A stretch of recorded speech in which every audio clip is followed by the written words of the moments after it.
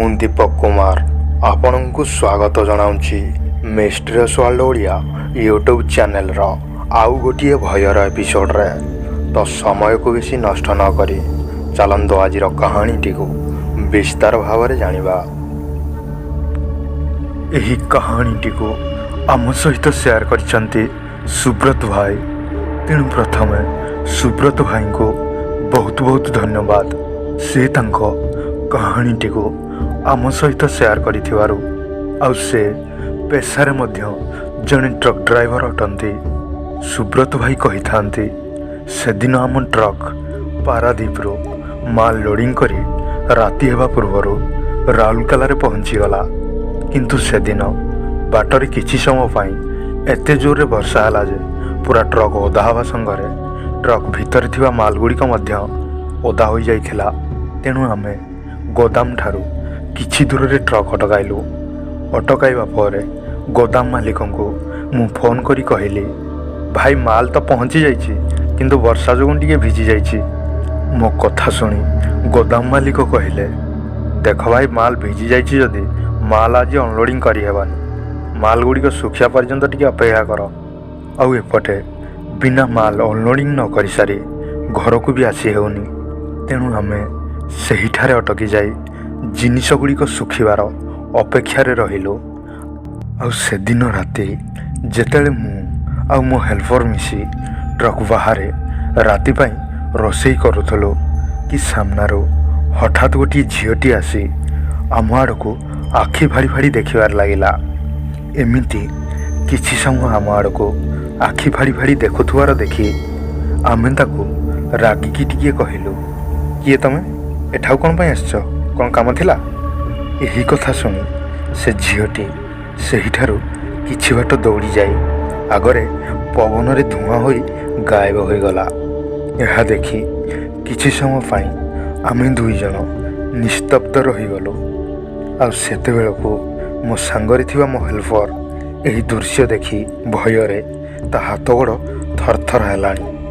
ତେଣୁ ମୁଁ ହେଲ୍ପରର ଏହି ଅବସ୍ଥା ଦେଖି ତାକୁ ଟିକେ ସାନ୍ତ୍ୱନା ଦେଇ କହିଲି, ଆରେ ଭାଇ ଛାଡ଼ ସେସବୁ, ସେ ଯିଏ ବି ହେଇଥାଉ, ଚାଲ ଆମେ ଖାଦ୍ୟ ଖାଇ ଶୋଇବା। ତେଣୁ ଆମେ ଖାଇସାରି ଟ୍ରକ୍ ସାଇଡ଼ରେ ଲଗେଇ ଦେଇ ତମ୍ବୁ ଟାଣି ଶୋଇପଡ଼ିଲୁ। କିନ୍ତୁ ଶୋଇବାର 2-3 ଘଣ୍ଟା ପରେ ଠିକ୍ ରାତି ପାଖାପାଖି 1-1:30 ହେଲା ବେଳକୁ ହଠାତ୍ ମୋତେ ଶୁଭିଲା ଯେମିତି କେହି ଜଣେ ଆମ ଖାଇବା ବର୍ତ୍ତନ ଗୁଡ଼ିକୁ ଏପଟ ସେପଟ କରି ଗଡ଼ାଇବାରେ ଲାଗିଛି। ଏମିତି ଲାଗୁଥିଲା ଯେମିତି କେହି ଜଣେ ଆମ ବର୍ତ୍ତନ ଗୁଡ଼ିକରେ ଖାଦ୍ୟ ଖୋଜୁଛି। ତେଣୁ ମୁଁ ଧୀରେ ଧୀରେ ମୋ ଚାଦର ଖସେଇ ଦେଖିଲା ବେଳକୁ ସେହି ଝିଅଟି ଯିଏ ଟିକେ ସମୟ ପୂର୍ବରୁ ଆସିଥିଲା ଆଉ ପବନରେ ଧୂଆଁ ହୋଇ ଗାୟବ ହୋଇଯାଇଥିଲା।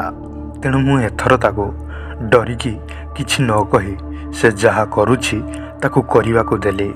ଆଉ ଏମିତି ଶୋଇ ରହି ମୁଁ ସବୁକିଛି ଦେଖିବାରେ ଲାଗିଲି। କିଛି ସମୟ ପରେ ସେ ଝିଅଟି ସେହିଠାରୁ ପଳେଇଗଲା। କିନ୍ତୁ ସକାଳେ ଯେତେବେଳେ ଆମେ ଆମ ବର୍ତ୍ତନ ଗୁଡ଼ିକୁ ଦେଖିଲୁ, ସେଥିରେ ହାତରେ ଛାପା ହୋଇଥିବା ରକ୍ତ ଲାଗିଥିଲା। ଆଉ ସେ ବର୍ତ୍ତନ ଗୁଡ଼ିକରୁ ବହୁତ ଜୋରରେ ଦୁର୍ଗନ୍ଧ ବାହାରୁଥିଲା। ତେଣୁ ଏହା ଦେଖି ହେଲ୍ପର ମୋତେ ପଚାରିଲା, ଭାଇ କାଲି ରାତି କିଏ ଆସିଥିଲା କି? ତେଣୁ ମୁଁ ଯେତେବେଳେ କାଲି ରାତିର କଥା ହେଲ୍ପରକୁ କହିଲି, ସେ ଆହୁରି ଜୋରରେ ଭୟଭୀତ ହୋଇଗଲା। ଆଉ ସେଠାରୁ ପଳେଇ ଆସିବା ପାଇଁ ଜିଦ୍ ଧରି ବସିଲା। ତେଣୁ ମୁଁ ତାକୁ କହିଲି, ଆରେ ଭାଇ ଛାଡ଼ ସେସବୁ, କିଛି ହେବନି, ବିନା କାରଣ ତୁ କାହିଁ ଡରୁଛୁ? ଆମ ଗାଡ଼ିର ମାଲ ଗୁଡ଼ିକ ଶୁଖି ସାରିଲାଣି, ଆଉ କାଲି ଅନଲୋଡ଼ିଂ ବି ହୋଇଯିବ। ତେଣୁ ଆମେ ସେହିଠାରୁ ଅନ୍ୟ କୁଆଡ଼େ ନ ଯାଇ ସେହିଠାରେ ରହିଲୁ। ଦିନ ଯାଇ ରାତି ହେଲା।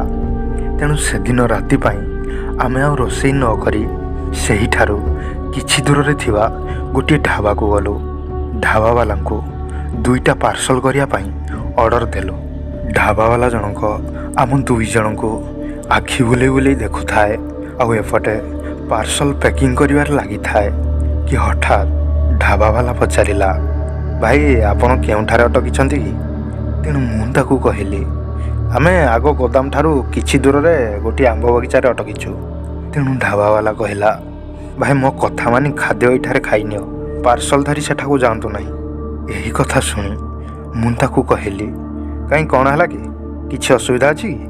ମୋ ପ୍ରଶ୍ନ ଶୁଣି ସେ ଢାବାବାଲା କହିଲା, ଭାଇ ସେଠାରେ ଗୋଟିଏ ଝିଅର ଅଶରୀରୀ ଆତ୍ମା ବୁଲୁଛି, ଆଉ ସେ ବହୁତ ଖତରନାକ ମଧ୍ୟ। ଦେଖିବାକୁ ଗଲେ ଏମିତିରେ ସେ କିଛି କରିନଥାଏ, କିନ୍ତୁ ଯଦି ଆପଣଙ୍କ ବର୍ତ୍ତନରେ ବଳକା ଖାଦ୍ୟ ମିଳିଗଲା ତ ମାନି ନିଅନ୍ତୁ ଆପଣଙ୍କର ମୃତ୍ୟୁ ସୁନିଶ୍ଚିତ। କାହିଁକି ନା କିଛି ବର୍ଷ ପୂର୍ବରୁ କିଛି ଟ୍ରକ୍ ଡ୍ରାଇଭର ମିଶି ନିଜର ବଳକା ଖାଦ୍ୟ ବଦଳରେ ସେ ଝିଅଟି ସହିତ ଦୁଷ୍କର୍ମ କରିଥିଲେ। କିନ୍ତୁ ସେ ସମୟରେ ସେ ବିଚାରୀ ଜଣକ ଭୋକରେ ଖାଦ୍ୟ ଖାଇବା ପାଇଁ ମଜବୁର ଥିଲା। କିନ୍ତୁ ତାଙ୍କ ଭିତରୁ କେହି ଜଣେ ଶୈତାନ ସେ ଝିଅ ସହିତ ମିଶି ବହୁତ ଖରାପ ଭାବରେ ଦୁଷ୍କର୍ମ କରିଥିଲା, ଯାହାଫଳରେ ସେ ଝିଅର ସେହିଠାରେ ମୃତ୍ୟୁ ହୋଇଯାଇଥିଲା। ତେଣୁ ସେହି ଦିନଠାରୁ ସେ ଝିଅର ଆତ୍ମା ସେହିଠାରେ ଏପଟ ସେପଟ ବୁଲିଥାଏ। ଏହି କଥା ଶୁଣି ଆମେ ଦୁଇଜଣ ଭୟରେ ଗାଡ଼ି ପାଖକୁ ନ ଆସି ସେହି ରାତିରେ ସେ ଢାବାରେ ରହିଗଲୁ। ତା ପରଦିନ ସକାଳୁ ଆମେ ଗୋଦାମରେ ମାଲ ଅନଲୋଡ଼ିଂ କରିସାରି ଘରକୁ ଫେରି ଆସିଲୁ। ତ ଦର୍ଶକ ବନ୍ଧୁ, ଇଏ ଥିଲା ଆଜିର କାହାଣୀ। ଯଦି କାହାଣୀଟି ଆପଣଙ୍କୁ ପସନ୍ଦ ଲାଗିଥାଏ ଭିଡ଼ିଓକୁ ଲାଇକ୍ କରିବା ସଙ୍ଗେ ସଙ୍ଗେ ନିଜ ସାଙ୍ଗସାଥୀଙ୍କ ସହ ସେୟାର କରନ୍ତୁ। ଆଉ ଭବିଷ୍ୟତରେ ଏହିଭଳି ଭୟଙ୍କର କାହାଣୀ ଗୁଡ଼ିକ ସର୍ବପ୍ରଥମେ ଶୁଣିବା ପାଇଁ ତଳେ ଥିବା ଲାଲ କଲର୍ ସବସ୍କ୍ରାଇବ୍ ବଟନ୍କୁ ଅନ୍ କରି ପାଖରେ ଥିବା ଘଣ୍ଟି ବଟନ୍କୁ ଦବାଇ ଦିଅନ୍ତୁ। ତ ଦର୍ଶକ ବନ୍ଧୁ, ଆଜି ପାଇଁ ଏତିକି। ପୁଣି ଦେଖାହେବ ଗୋଟିଏ ନୂଆ ଏପିସୋଡ଼ରେ। ସେ ପର୍ଯ୍ୟନ୍ତ ବିଦାୟ ଦିଅନ୍ତୁ। ଧନ୍ୟବାଦ।